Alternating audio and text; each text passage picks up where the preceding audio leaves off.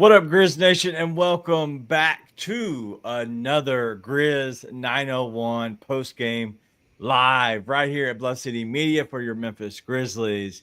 And listen, if you don't want to claim the Grizzlies, then neither do I right now. They don't have to be your Memphis Grizzlies. They don't have to be my Memphis Grizzlies, but they're the Memphis Grizzlies.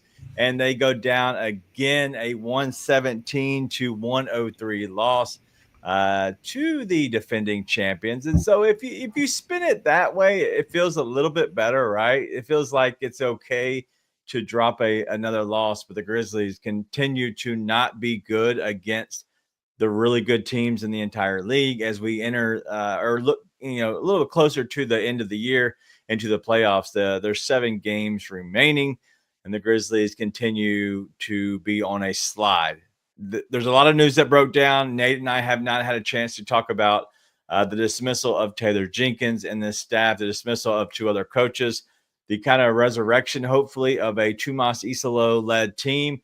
And what we've seen the last 2 games has been a little bit more upbeat, a little bit more energy. But in the end, the Grizzlies do take 2 losses. But we'll get into all of that. About midway through the show, I have a little coaches Grizz trivia. So King Meeks trivia, Dodgers chicken, Louisiana hot, whatever it might be. Yes, it will be coaches related because you know what? We got to give him a little farewell tour. Easy enough for me to say, but Nate's here with me. And yes, if you're wondering, he will have the snow globe. We're going to break down the entire game. And then eventually we'll get into the Grizz trivia. And then we'll kind of look ahead to the Warriors, which is tomorrow night. So listen, jam-packed week. The chat's already popping. If you're watching right here live after each and every weekday game, thank you. We're on YouTube, Bluff City Media. If you're watching on Twitter, thank you as well. Join your friends over at YouTube at Bluff City Media.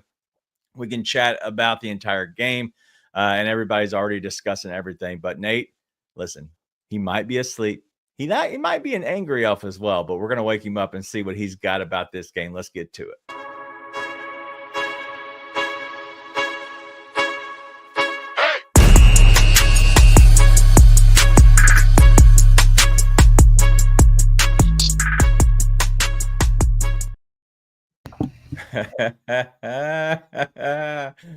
There he is, ladies and gentlemen. Nate, what's up, man? I'm just watching basketball, man. Just having a good time. It's not great. The chat's like, oh my God, like what are we doing? All right, I'm gonna be honest. Let's just get something out of the way. If you're emotionally invested in the performance of a team that fired their coach with 9 games left, you're a true fan, like all of us. But also, it's just a losing battle. So just set proper expectations. But yeah, dog, there's a lot wrong right now. None of it has to carry on into next year. There's a lot wrong right now. So yeah, we'll talk about it.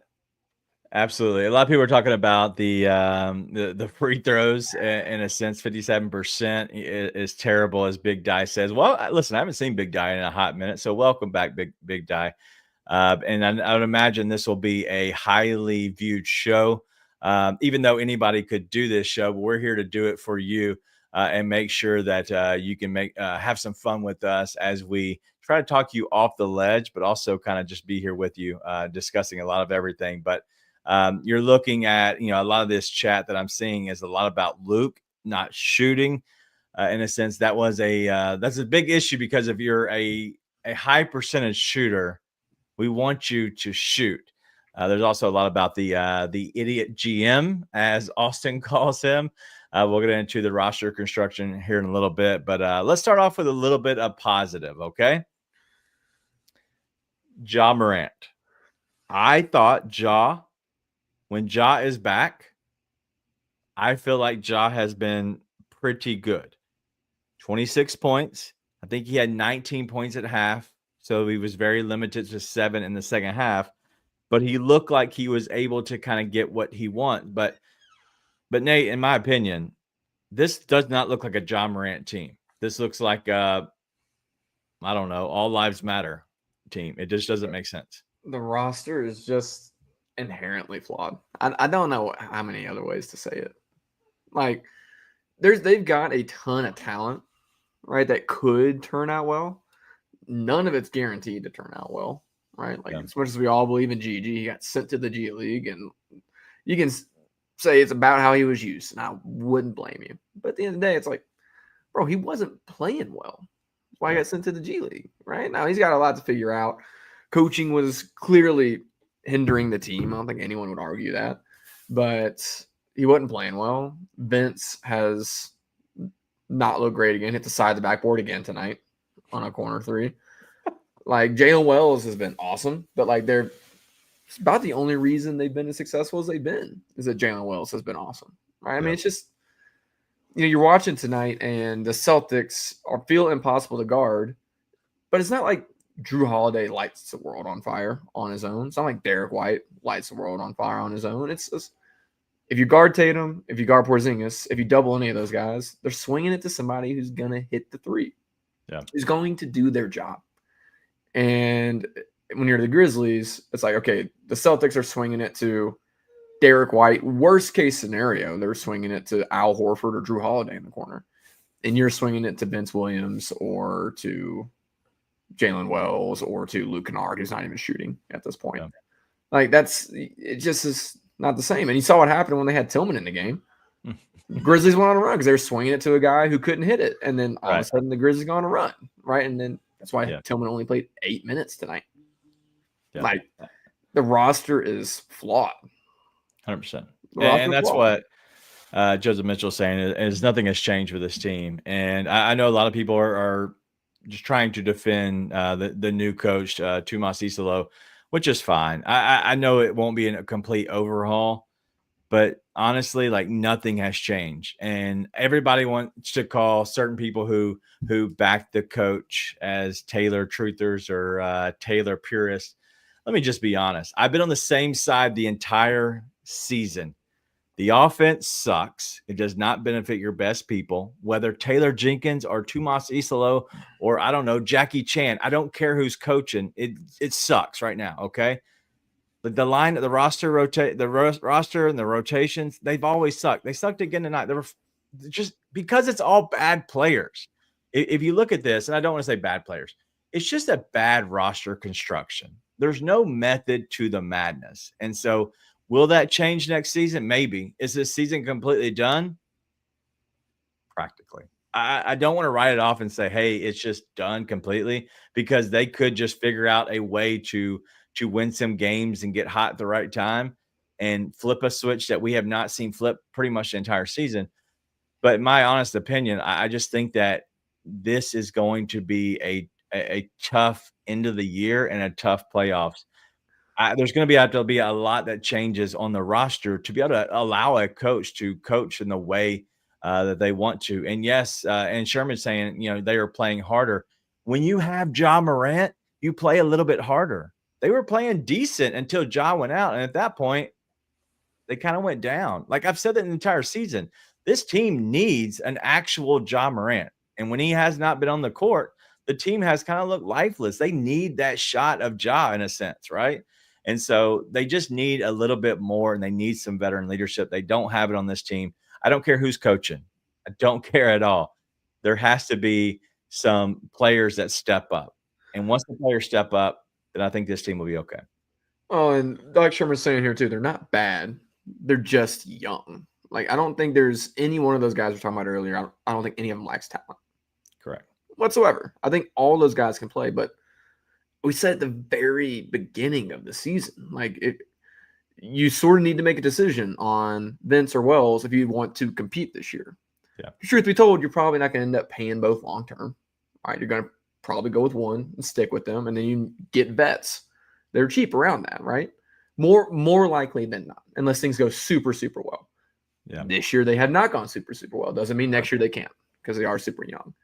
Right. But you can't win on the highest level against these great teams with the roster as young as this is, unless it's this young and every bone of them is like awesome, like gem of the draft class, right? Which Jalen Wells, based on where he's drafted, could be the gem of this past draft class. But You got a rookie Wells, rookie center, got Vince playing, and there's a chance a lot of it is, they defended so well at the beginning of the year. There's a chance dude's legs are tired. It's like there's a chance that that's a factor. It's a chance it's just an experience, and other teams are turning it on. They don't know how to turn it on. There's a chance of a lot of things being the case, but including maybe the team quitting at the deadline because they salary dumped instead of building up the roster, right? So none of this can't be corrected going into next year.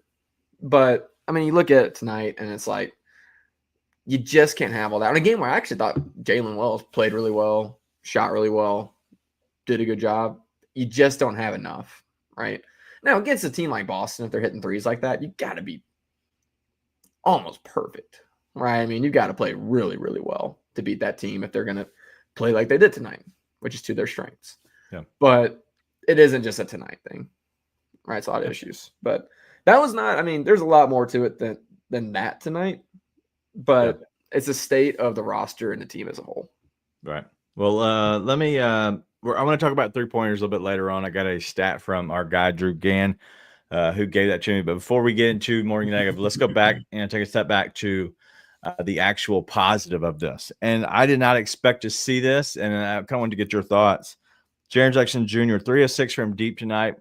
Fine, 8 of 16 overall. Was missing a lot of the bunnies, which was what he's been so good at lately. Like, he's been really good at, hitting those push shots, those floaters in the lane, a lot of those shots that honestly you would not, as a coach, say, hey, those are your shot. Go ahead and take them. He's hitting them. And so you go ahead and, you lean on them. But 8 of 16 overall, 50% just on the night, both 3-pointer and from twos.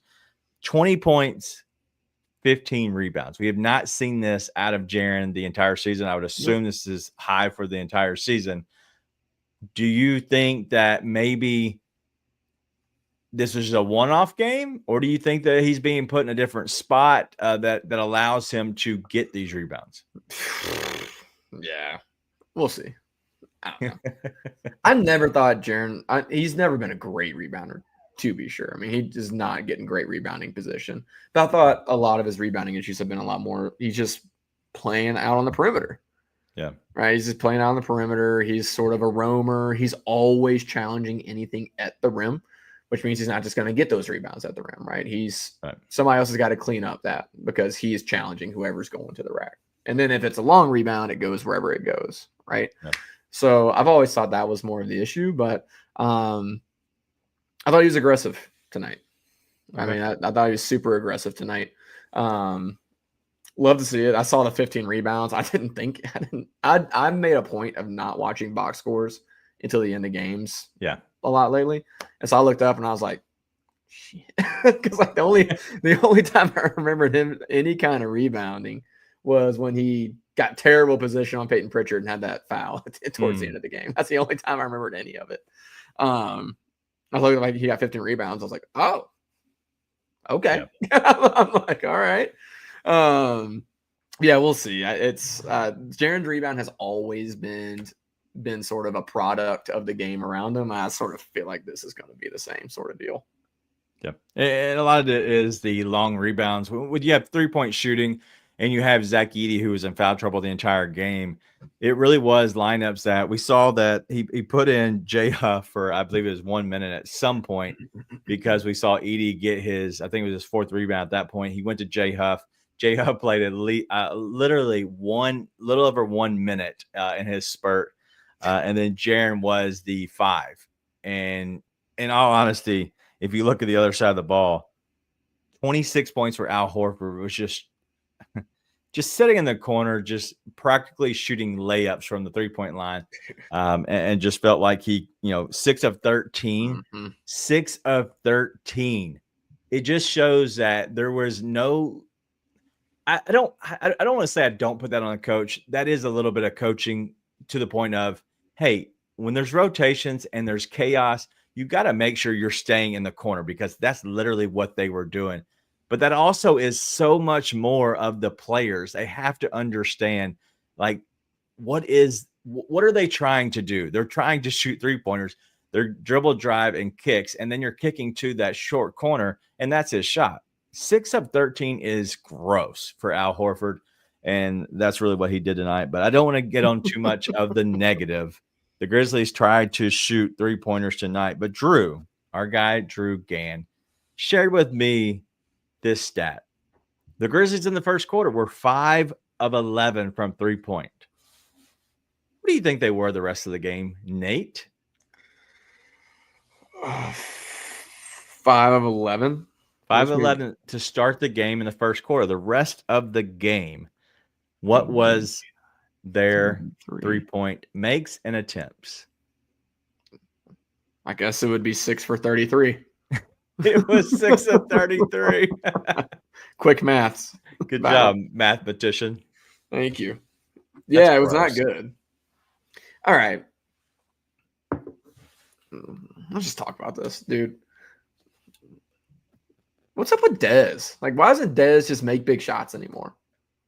I didn't watch the Lakers game. Apparently, he did well in the Lakers game. We're going to talk about another person who apparently did well in the Lakers game, and I have questions about that after tonight as well. But, like, dude, Dez has been so awesome in the past, and he's had awesome games this year. He's had times where, like, oh, dude, boom, he's right back to it. But now it's like he gets that ball up top, he gets the ball in the corner. It's not, like, automatic. Doesn't feel automatic at all. What's going on? All right, so I got a little opinion on this, okay? And I'm going to go back to my playing days because I only can relate to that in my opinion. I am not a street ball player. I can get out there on the blacktop. I can go to Mount Moriah, probably not anymore, but I can play with the best of them and I can have fun. I am not good. You want to play pickup ball? I'm fine. Pick me up. I'm gonna do my best. We're gonna try to win, but I'm not going to be the best version of myself. I need some consistency. I need a scheme. I need a game plan.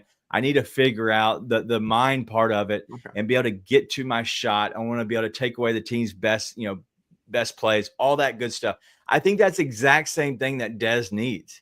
Dez is more of a philosophical player. Like he has to have a scheme. He has to have a down screen, brings him up on the top, back to the ball on a quick shot or a quick pump. Let the guy fly by, the flyby king, scoot over and hit the shot. Or he needs to go ahead and run off of a DHO, a dribble handoff, or screen, assist, something like he did with Steven Adams. If you look at Desmond Bane, he likes to have plays. He likes to be a certain guy.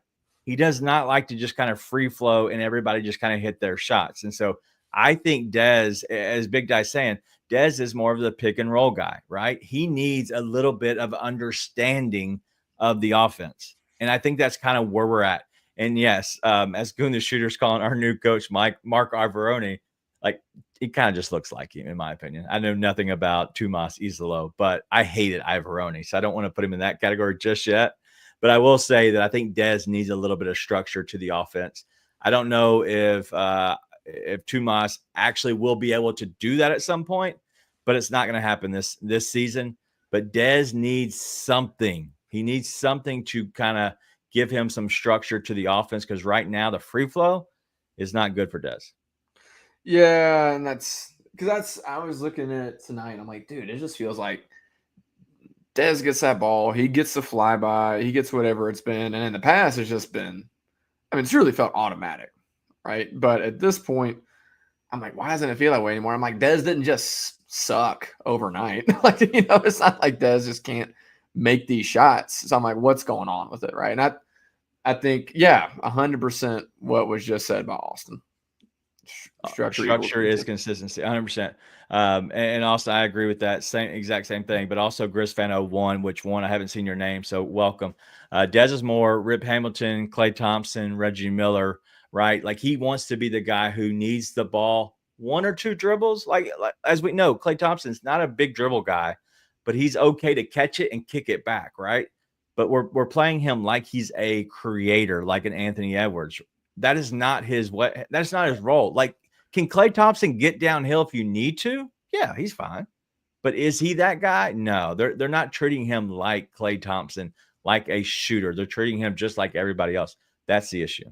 Well, if you want to say he's like a Rip Hamilton, Klay Thompson, Reggie Miller plus type of thing, Reggie Miller plus is pretty high praise. I'm honestly, all those guys are pretty awesome NBA players, but still, like he brings a little bit more of the creation to the game. I would say, yeah, sure, like you could say that a little bit, but I'm with you on that. But I just looked, and like tonight, it was a lot of flybys and open looks, and it's still just not falling.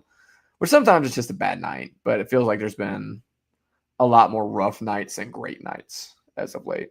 But again, I think I'm not out on Dez. I know a lot of people like to say that they are. I don't know if they really are, but it's clearly been one of those where like, hey, like, man, it don't look right. But a lot with the team doesn't look right.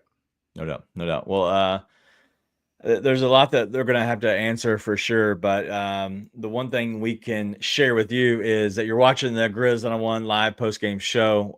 We're going to try to be promoting this show as we get closer down the stretch throughout the end of the season.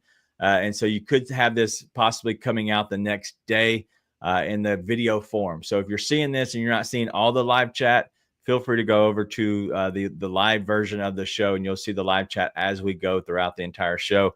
But we're going to try to put this out. But I'm Daniel. That is Nate. And we're here after every weekday game, trying to give you a little bit of post-game time. And then tomorrow night, we'll be back here again with the Warriors. So make sure you tune in on Tuesday night. We're going to talk about and continue to talk about the game as we're breaking it down. But I want to give some love.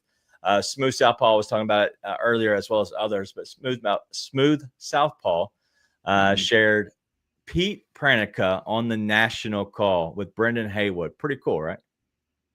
Oh, dude, it's awesome. I think it's the second or third time he's done that, right? He did. I know he's done it. I know he's last year. I don't know if he's done it this year. I don't know if he's ever called a Grizzlies game though on TNT. No, I do not think it was a Grizzlies game. No. Right. I think it showed how good he is because his bias, in my opinion, him not having Brevin doesn't allow him to cut up as much, which I understand that because like let's say I don't have Nate on here and I have somebody else that, and let's just use Drew. I can't cut up with Drew like I can with Nate because I don't have exactly all the same chemistry, but also you're not having one side that you're trying to target, the side for the Grizzlies. And so he was having to go back and forth, but Brendan Haywood, who I never thought he would be that good on the call, was a lot better in my opinion. And so shout out to Pete, man. Pete's always the best. For sure. But we do want to make sure that tomorrow, Tuesday and Thursdays at noon, we do have the $2 Sports Show. Make sure noon Central, go check it out. I know Vernon's going to be on as well. But if you want to get the exact same live feel, a lot of your chat, whatever, you will see through it. So will Drew and as well as Rusty on the $2 Sports Show right here at Bluff City Media. But I got a question. Courtney wants to know, why do they shoot threes and have no one crashing the boards? Because they little. Like, I mean, honestly, it's like half the time you got Scottie Pippen's the one crashing the offensive glass. I mean, honestly, they could definitely crash the offensive boards, but you miss having Brandon Clark out there for that kind of thing. Like that kills you. After that, you're kind of looking at Santi Aldama, who is a better rebounder than a lot of people think, but it feels like he's always sneaking his rebounds. It doesn't feel like he's like getting in there, getting physical, winning rebounds like Brandon, right? Like you don't have many guys on the team who can win rebounds. Yeah. All right. You have a lot of guys who can sneak rebounds. Don't have a lot of guys who can win rebounds. Like you got Dez for his size can win rebounds. Brandon can win rebounds. Some nights Jaren can win rebounds, and that's about it. Like Edie isn't winning rebounds, which is pretty killer for you, right? You kind of need him to win rebounds. Santi isn't winning rebounds. Bagley, rough night for Bagley. But he's barely playing. Jay Huff isn't winning rebounds for you. You know, if it's a 50-50 ball, your guys aren't typically the ones to win it. Yeah. And that's the case. Drew wants to know, why did we go away from Bagley? Because he was rough. It was rough. Looked lost out there. Which I mean, this may have been part of what did Jenkins in. It's like, dude, you got him. Like, play him against some of these bad teams that you're playing against earlier in the stretch after you got him, right? Like, get him more in a rhythm. Like, he's not played much at all. It's hard to get in a rhythm after that, right? And so, it looked rough tonight, but at the same time, it's like he's had no chance to play with his team and to get much run with his team. So it's hard to say too much about it, but, didn't look great from Bagley tonight. But none of your bigs look great, man. I mean, none of your bigs, like, constantly lost on defense. Energy was actually good for pretty much everybody tonight, but you're lost on defense other than Jaren. Just at the end of the day, you played Santi because Santi's the only one who could be a threat at any level for the team tonight. So, again, the roster is just inherently flawed. Yeah, and if you look at Santi had the most minutes in the game on the Grizzlies side tonight, which playing a bad game Saturday night, and then now he's had the most minutes. Sometimes it just works like that. He had one more minute in the job, so it's not like a lot, but he did have a lot of minutes. But he was having to fill in more of the size for Edey because he had foul trouble. But I don't want to hit on Santi too bad. I know he didn't look great at times, and I get that. I just don't want to beat up on a guy for that one. Play a lot of minutes because he kind of was forced to. I didn't think Santi was bad at all tonight. I know, but he wasn't great. Like, he was fine. Like, there was nothing like I don't want to dig into the bad, but also I don't see anything that like I could lean on the good, right? So there's no reason to get into him too much, is what I mean. Like, there was nothing good or bad. But DJ's got a question, and this is kind of going into next year, but also a little bit of people's questions. And so, one, DJ's been here a lot. I just want to bring this up, but thoughts on the Dillon trade? A bad idea because the team lost its heart and soul. Do you think that's true? Because I think Dillon hurt the team offensively because he shot so much. I don't know if you could get that same exact Dillon here that you're getting in Houston, even though Houston Dillon still sucks a lot. We just don't see it as much, right? He still sucks. We just don't see him on a consistent basis. I don't think that was ever going to change in Memphis, no matter who the coach is, because he was here before everybody else, right? He was the OG, he was the vet. He felt like he can kind of do what he wants, and so it's hard to change that. So, do you think that we lost a lot of our heart and soul when Dillon left? No, I mean, yes and no. I stayed on with. I wanted Dillon to work longer than about anybody wanted Dillon to work. I just was such a Dillon believer because he played so hard. He did give you a lot of energy and the psycho that I am sort of, I guess, known by myself for loving him. I'm not known enough to be known for anything, but I know that I love psychopaths. But that was my biggest thing at the end of it. Was Dillon was just never going to. He was never going to be the best version of himself and what this team needed him to be on this team. But like what I said back then when they weren't going to re-sign him was the same thing that I believe now. Like, he's going to go somewhere, and people can talk all they want about it. He's going to end up being a great role player for some other team. Because I believed he would figure it out when he wasn't here. Right? I believe it'd be a wake-up call, and he'd figure it out. And I think he's done that with Houston. And listen, he can miss a bunch of shots at Houston. He's a key piece for what they're doing this year. I don't think not having Dillon is what screwed you up so bad. What screwed you up so bad is you've replaced him with freaking Vince Williams and Jalen Well. Like, who, again, is not to knock on those guys. I think they can be good players for your team. It's like, but, dude, like, you're putting Jalen Wells on Jason Tatum. I know what's going to happen. Yeah. Like, he is neither big enough nor strong enough, tall enough nor strong enough. There we go. To not be confusing. He's neither tall enough nor strong enough to go out there and guard Jason Tatum. Yeah. Like, dude, that's who you're throwing at Luka Doncic. It's who you're throwing at Jason Tatum. It's who you're throwing at SGA. Like, brother, I can tell you how that's going to happen. So not having Dillon hasn't been the problem as much as it's been not having Dillon and then throwing out freaking 20-year-olds on Jason Tatum. Like, again, I'm not sitting there. I'm not calling for Kleiman's head. I'm not calling for his job. I'm not one to call for someone's job regardless, but I don't think that would be right either. But, dude, like, what do you expect to happen? Yeah. So you miss Dillon because you haven't replaced him with anything that's viable. Like it's supposed to be Marcus Smart.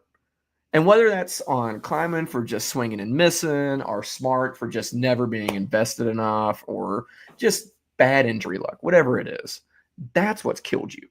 Yeah. Like when you replaced Dillon with Marcus Smart, no one was mad about it then. Nobody was mad about that when it happened, right? Like you see what John's got here. Smart was too small. Smart was always too small. That was always the argument, but it was like, hey, he's always played bigger than his size.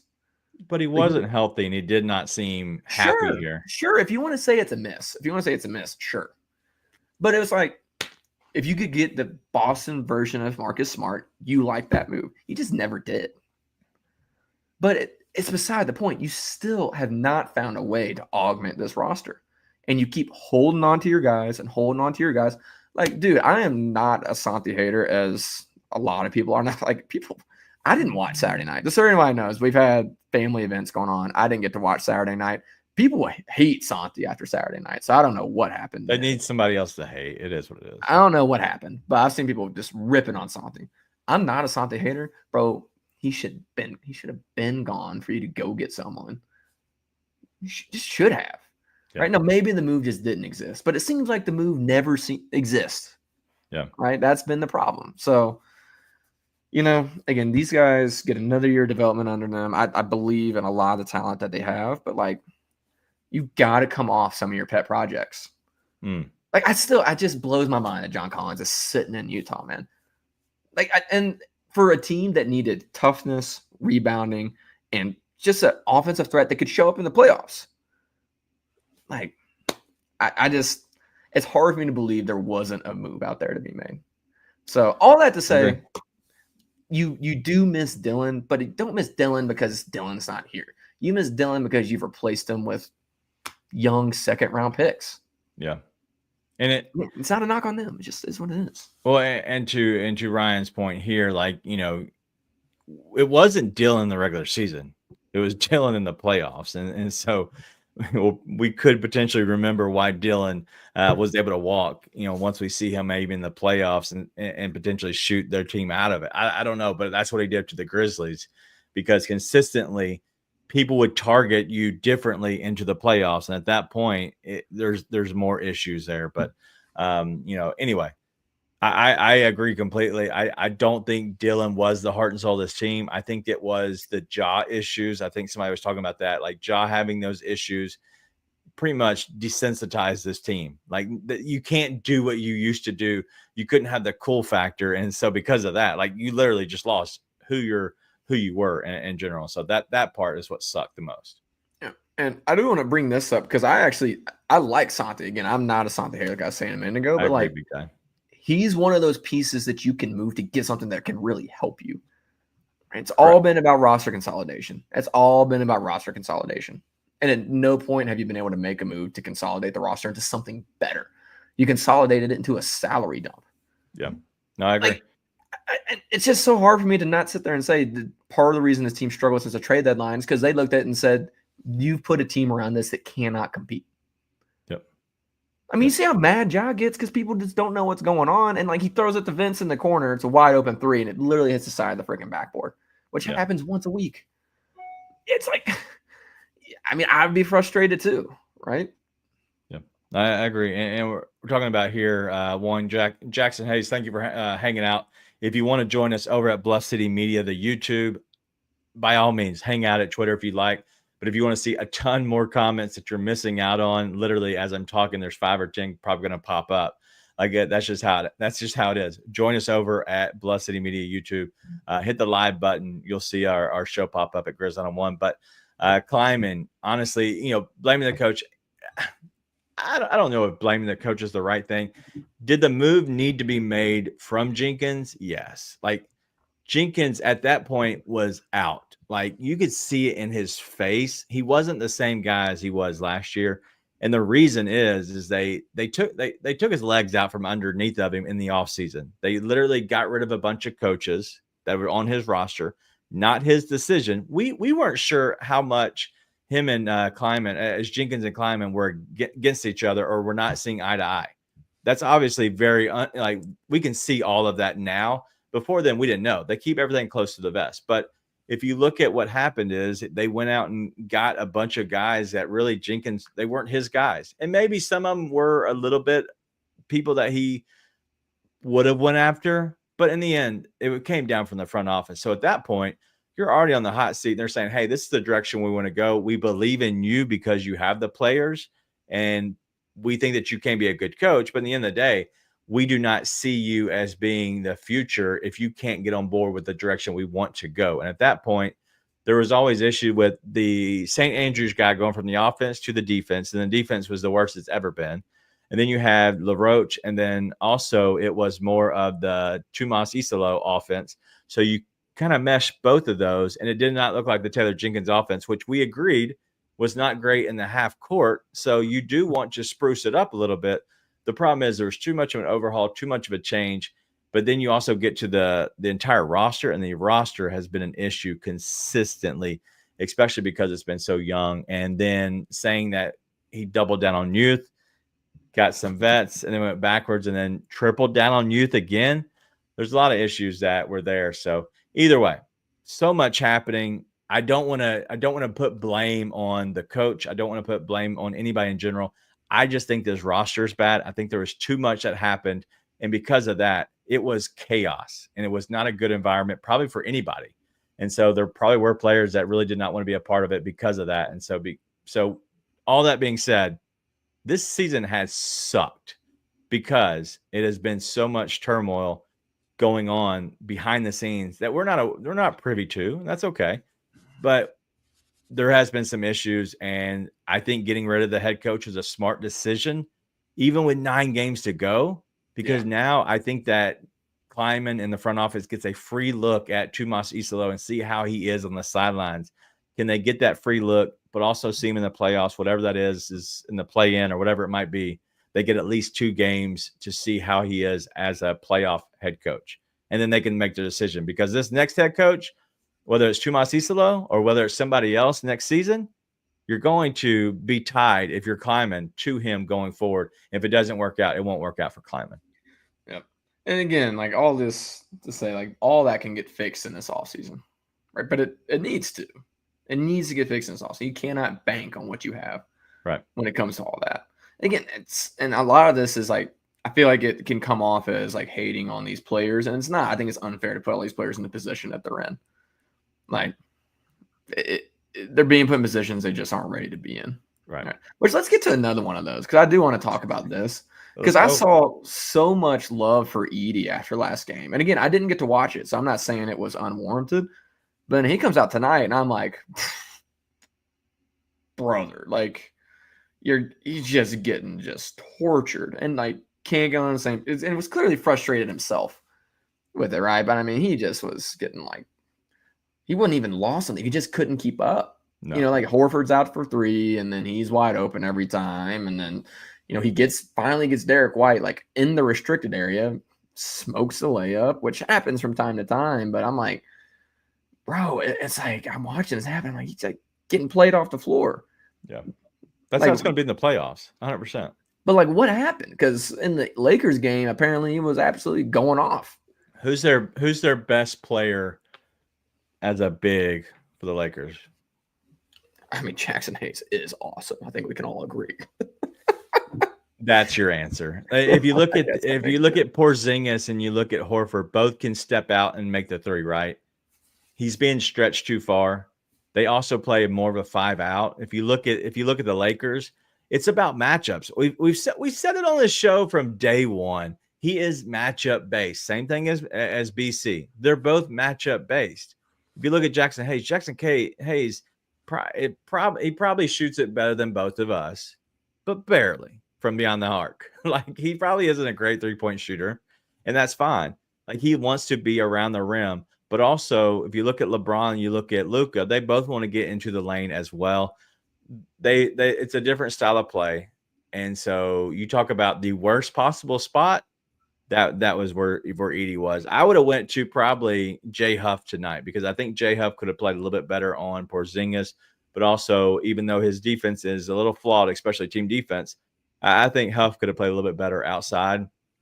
Didn't get the shot. They went with Edey and stuck with him and completely just a bad 13 minutes, 4 fouls in 13 minutes. Like, it just wasn't good. And I will say, like, Kristaps Porzingis is a particularly tough matchup. But, when I'm thinking about the Lakers, I'm like, they're just dishing out the guys there too. Like, if Gabe Vincent's making shots, and you're probably in trouble. And from what I saw, Gabe Vincent made some shots. Yeah. But I'm like, did they not just try and do the same thing to Edey in that game? Just put him in every pick and roll and then give up open shots? Because that's what I assumed would happen. And it sounds like it didn't happen. So what was different about the Lakers game other than they don't have Kristaps Porzingis type of thing, right? I honestly, I think it was just a lot of around the basket. Like Dez was on fire. So when you can make your outside shots, right, it's easy to pump fake or drive the lane, and then everybody has to step up. And so at that point, some dump offs, and then you have Zach Edey getting a lot of that. That's where it ended up coming from, is a lot of the dump offs. So it wasn't, in my opinion, it wasn't because he played great defense. They did not target him. Like, it was not a well-coached game. Like, hey, let me go after Zach Edey. It was just a game. They all kind of played within themselves. They went up by 20 in the second quarter. Let the Grizzlies kind of come back a little bit because Dez got hot. That was the main reason that they even got close to coming back. And then throughout the entire third, start of the fourth, and then once they took it serious, they just took off with it. Anytime if you're close in the fourth, these teams that are better than you, that have vets, they're gonna completely change everything, and they're gonna take off in the fourth, just as the Celtics did tonight. Yeah, and honestly, I will say this: if you're gonna commit to Edey and play him, I'm actually with Art. Like, get the dude touches at the beginning of the game, because if you freeze him out at the beginning of the game, then it's gonna get rough fast. So I'm not an Edey hater. I'm definitely not the biggest Edey truther in the world. Like, I'm not gonna be a rookie big truther pretty much over anybody for the most part. But if you're gonna play the dude, like, you gotta try and get him going early. Yep. Before the game gets out of touch, and all of a sudden it feels like every possession matters. Right, you got to get him engaged from the get-go. So, anyways, again, tough look for I don't know how to say names. I'll call him Ti. For Ti to try and get into this going with 9 games left in the season, but just still messy. Part of the roster again. I feel like it's just going to be the same thing. It's like the players just aren't quite good enough. King Meek's got a question. We're going back to yesteryear, not a lot tonight, so why don't we just keep on going? Do you think that if we would have kept Tyus, Melton, Kyle Anderson, Tillman, Adams, would we have the exact same record? Maybe. Maybe. But it would, I mean, there's so much what ifs in that. Like, what if Melton isn't hurt because he's not playing this year? What if Kyle is getting more minutes because it's been like a non-existent since he's gone to the Heat, it feels like. And he's probably getting minutes. It just, the Heat don't exist in this timeline, it feels like.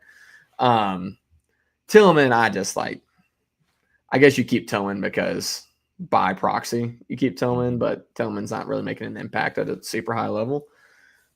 Adams is tough. Adams is the only one that I really cared about. Adams is tough. And I know there's a lot of like extra stuff around that besides basketball that plays a factor there, but yeah. Adams is the one that does all the rebounding that you need, sets all the screens, does all the dirty work. He also was playing better perimeter defense that year before he hurt his knee, which people tend to forget. He had clearly worked on playing better perimeter defense. Adams is the big one. All the other guys is just, okay, you're not playing these young dudes.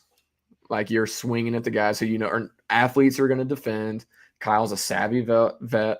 Tyus was obviously pretty reliable, but now honestly, if you aren't doing Tyus, then you're going to say that's Scottie Pippen, who I think has become one of the most reliable players on the team night in and night out at this point in the season. So it's really like the athleticism of Melton. You would assume, I guess, you're kind of banking on his shot getting more consistent, but that's a big jump. But it never did, really. I'm saying that's a big jump to try and make there. I wouldn't buy into that. It's really the athleticism, defense activity of Melton, and the physicality of Adams is what you really miss. And Kyle. Kyle would probably be getting minutes for this team. You know what I think about it? Yep, probably. Maybe. Who knows? That's about to say. Yeah. Yeah. Who knows? Who cares? I agree with Wayne.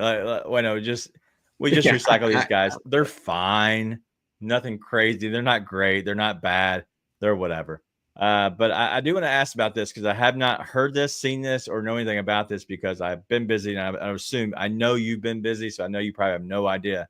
Nope. But Brian James, Esquire, I'm going to call him Esquire, listened to the Verno on Simmons pod. I have not. And I know that Ryan Meadows, who normally is a Simmons guy or used to be a Simmons guy, maybe not as much anymore.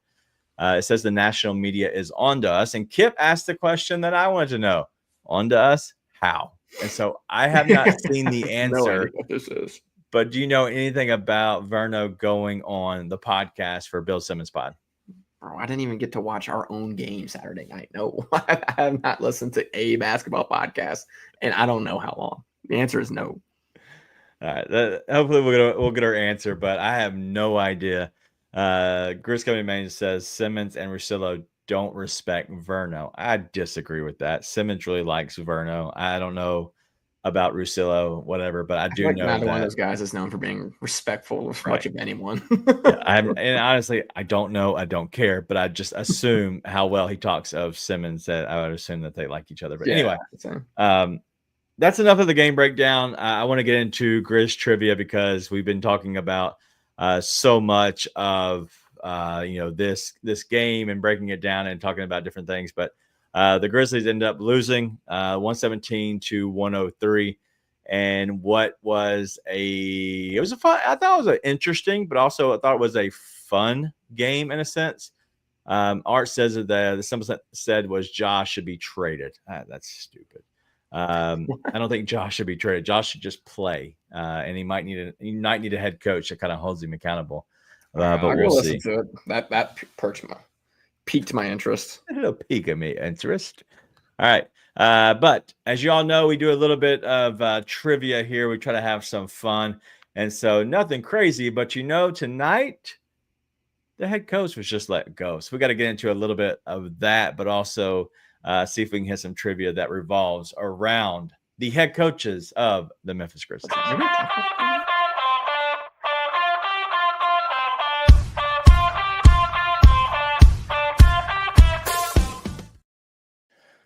All right, Nate. This is not a snow globe time, but this is a question that I don't think you will get.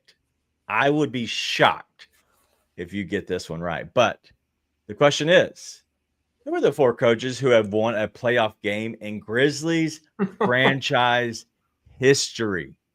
Just who are the four coaches who have won a playoff game in Grizzlies franchise history?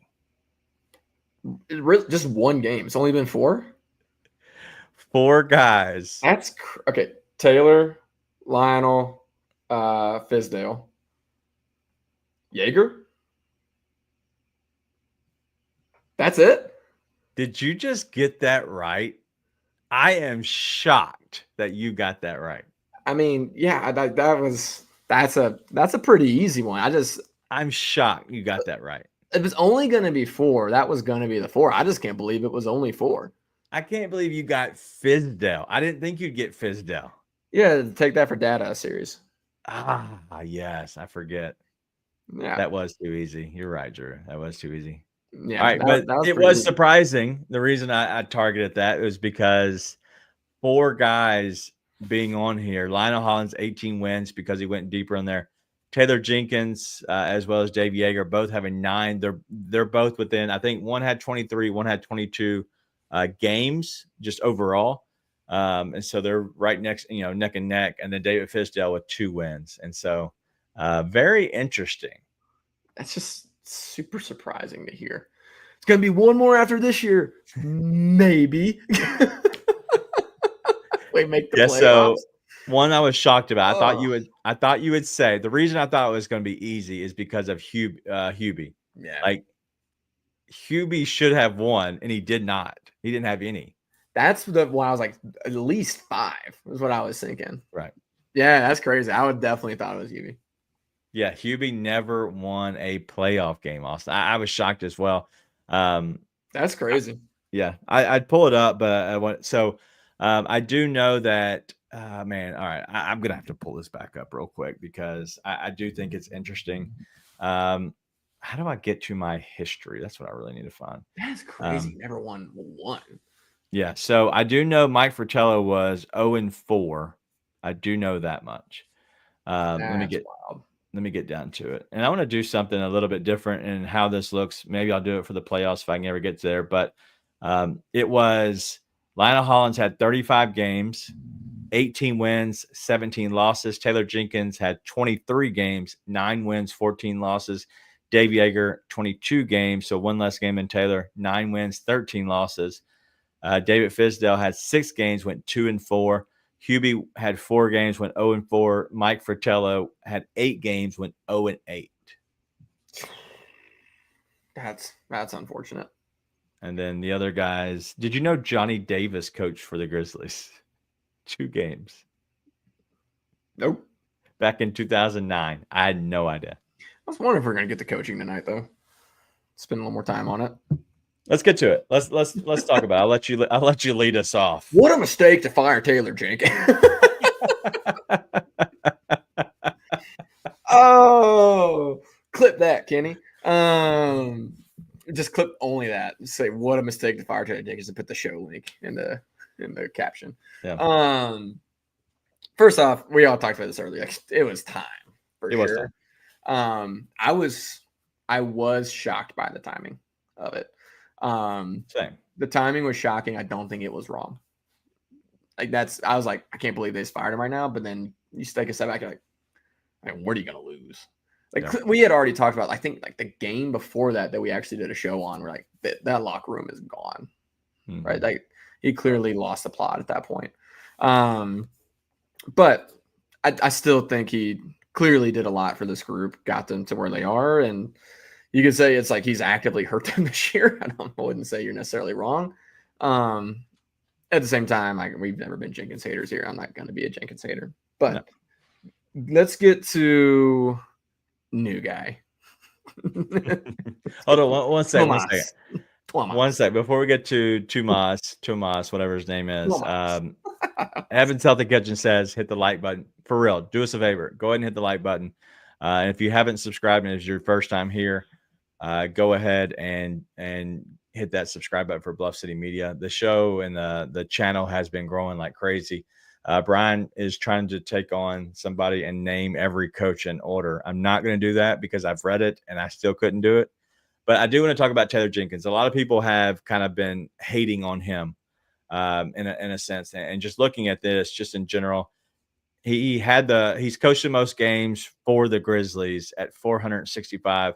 He has the most wins for the team, but also he has most losses as well. But if you look at the percentage, he's second behind Dave Yeager, who was at 59%, close to 60%. He had 53, close to 54% win percentage, which isn't bad.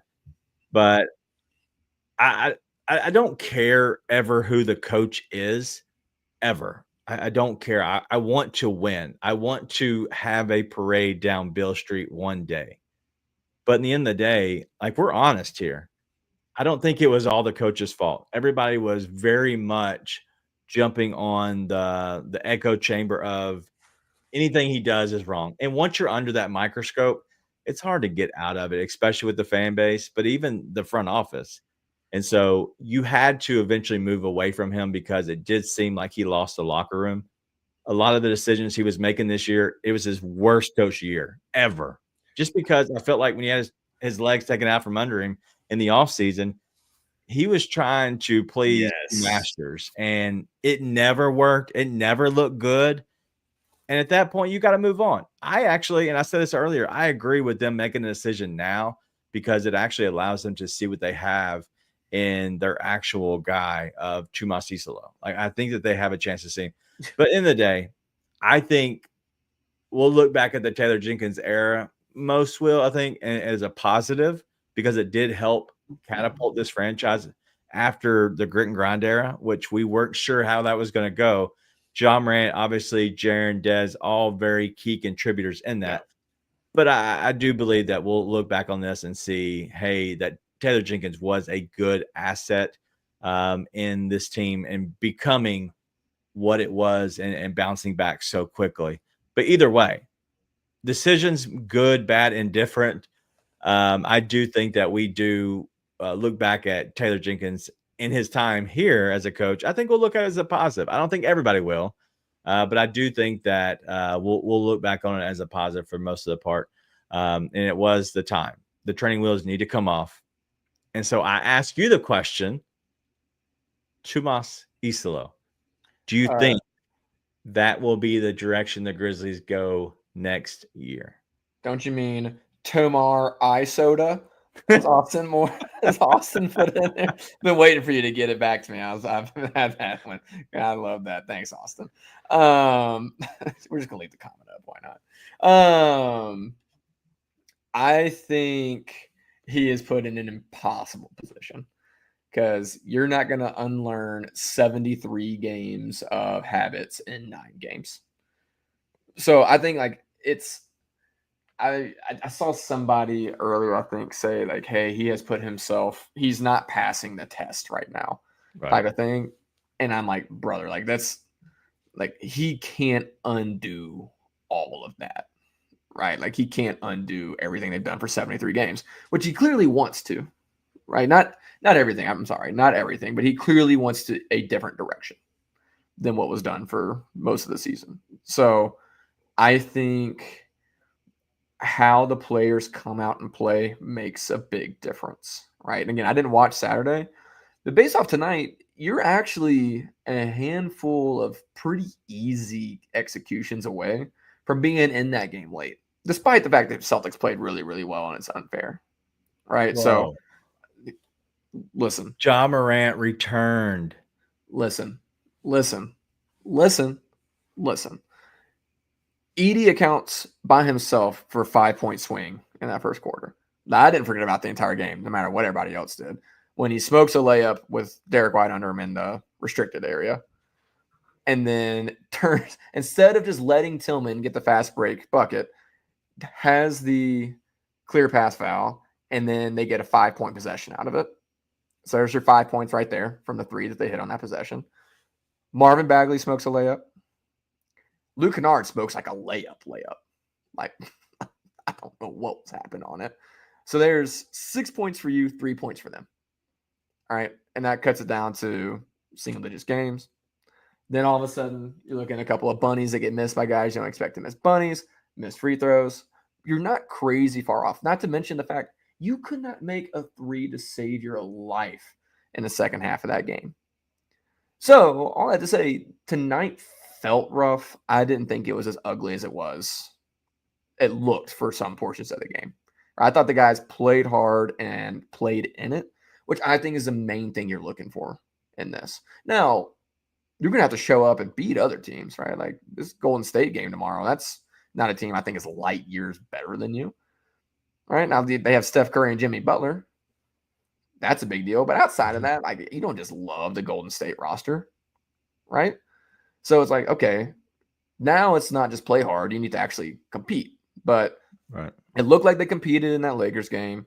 It looked like they were competitive from, in my mind, a lot of tonight. And there's a few. Obviously, you got to execute in general, but pretty easy executions away in that game from being in it at least. If you're doing that night in, night out, the guys are playing with different energy. It looks more like competitive basketball. That's what you want. Because what you don't want to happen is you get like what happened in the Thunder game and the Cavs game. You show up and you just get your ass kicked, dude.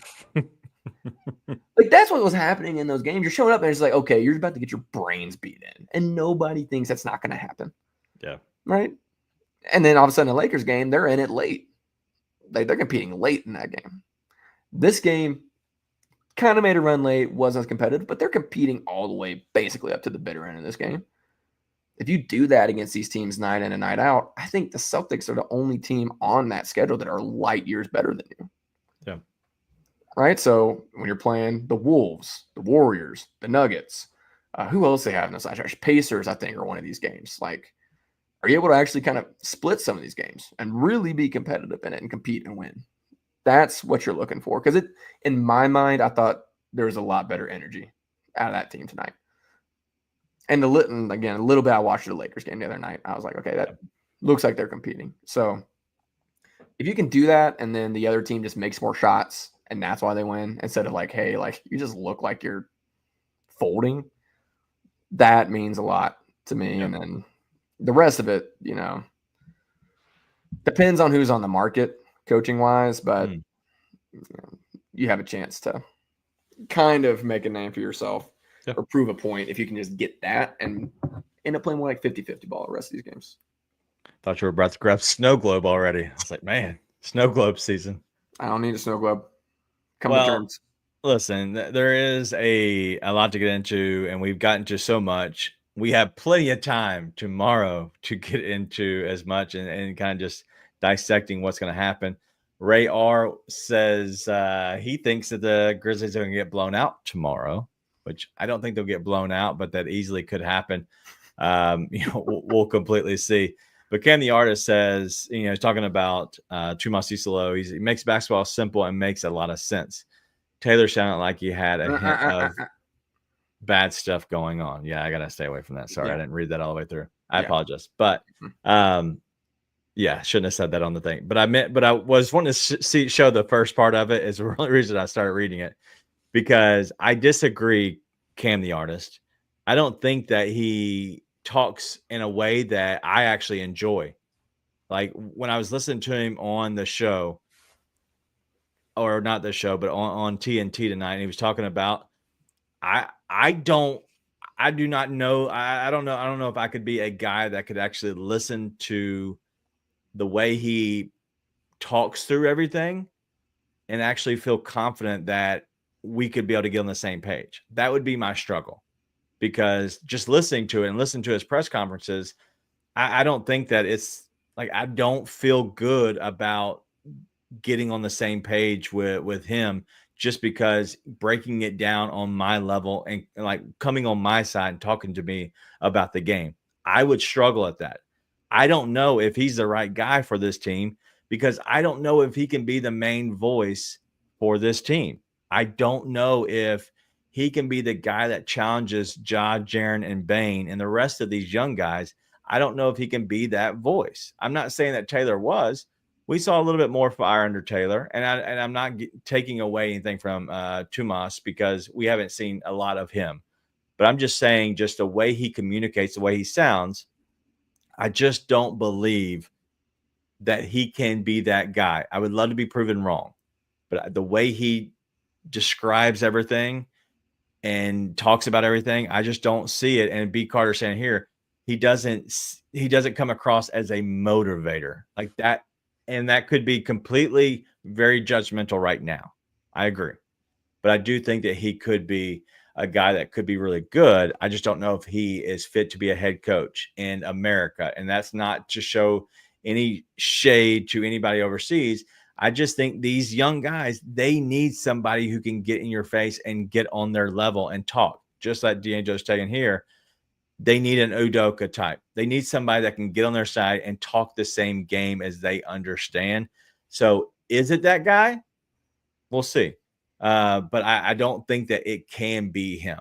In my opinion, I don't see this guy correlating a lot with this team. And Wayno, I know Wayno's taking offense to it completely. I don't know. You're right. I don't know. I just, as of right now, I don't see it just yet. And so at that point, I'm going to be skeptical. But we'll see overall. Yeah. My thing with the coaching is the same thing it's always been with the center. It's not that I don't like Edey. It's that I think you need not a rookie center playing for your team. Right. It's sort of the same thing on the head coach, right? It has nothing to do with who you are. It's to do with, I think you need somebody like an Udoka. I think you need someone who is not afraid to get in your face and hold you accountable and be like a true, like kind of like a hard ass head coach, to be completely honest with you. Like you need that. This team. Yeah. You need maturity and someone who can grow the team up. Now, if he can do that, then I'm all in. Like that's all I really want. I think the rest will figure itself out with this team. Wayno's mad at us. He's mad at you. He's mad at you. Okay. Wayno's mad at me. He'll be really clear. And Wayno, I'm not throwing shade. I'm explaining to, like, I I struggle with that. I'm being honest. It's just I can't get on that same level, in my opinion. But I also look at the guys. It's hard for them. I had the same kind of opinion about Darko. I just feel like when there's a language barrier or there is going to be, some of that barrier of the communication, I think it's tough for them to get on that side. I could be completely wrong. That's my opinion. But Wayno, if he's right, if he's a good coach and he can get on their level and understand it, then so be it. But I don't want to. I'm not going against because he's not American. Drew's down here, U.S. Come on, baby, America. I just think that sometimes that they don't play the same style as the NBA, and I think sometimes it's hard to get that motivator, that communicator, if there's already somewhat of a tinge of a communication barrier. I'm just saying, in general, sometimes it's tough, but we'll see. I just I just thought we should discuss it overall. This is all I want: accountability, discipline. I'm maturity. I'm cool with maturity. That. It's the main thing you want. Like, can you get these guys to play grown-up basketball? It's the same thing you want vets. It's the same reason you want all of that. Grown up, mature, disciplined, accountable basketball. That's all you want. If he can do that, again, I'm all in. It's on whoever can do that. To be clear, I have no names that I think I'm attached to. Unless Ime gets in trouble again. That's about the only thing I've got for you. Or Spo becomes available because the Heat get mad at him, which will never happen, but it's fun to dream. But other than that, like, I got no names for you that I just love. No, I don't. But that's what you need out of a coach, whether it's him or anyone else. Yeah. Right? That's it. That's all I got. I agree. And Drew's all in for the Mighty Ducks. Everyone forget that Finland was the bad guys in the Mighty Ducks. All right, we're just joking over here, but I do love that bringing in a coach to hold the guys accountable and take the next step, whoever that might be. That's who I think that they should bring in for sure. But we'll see. We'll see how it all goes, because there's going to be a lot of questions to be left to be desired. And we'll see at that point whether or not Tomas Islo can actually be the coach of the future. We'll see. A lot of answers, will be, a lot of questions will be answered this year, because we'll be able to see kind of how he is and how he is with the team, and whether or not they move forward with him. So we'll see. I don't think it'll hit right away, but I think he has a chance in the next 2 weeks to potentially grab that spot and hold on to it for next year. So I don't think that he is completely a shoo-in for the next head coach, not on an interim level. So we'll see completely overall. But everybody, make sure you go ahead and tune in to the Two Bucks Sports Show. It'll be live tomorrow. Hold on. Two Bucks Sports Show tomorrow at 2:00. So supposedly it's 2:00 tomorrow. I apologize if it's not noon, but 2:00 is when they're saying they're going live. So if it is 2:00, just make sure you just go over to Bluff City Media and check it out. But he says it's at 2:00. But Nate, you got anything else before we get out of here? Nope. I'll be tuned in tomorrow, bunny. Bounce back. I'm a believer. Tomorrow night, the Grizzlies win against the Warriors. Yes or no? Yes. Wow. No chance. 10-point game, loss at the Grindhouse. All right, that's all we got.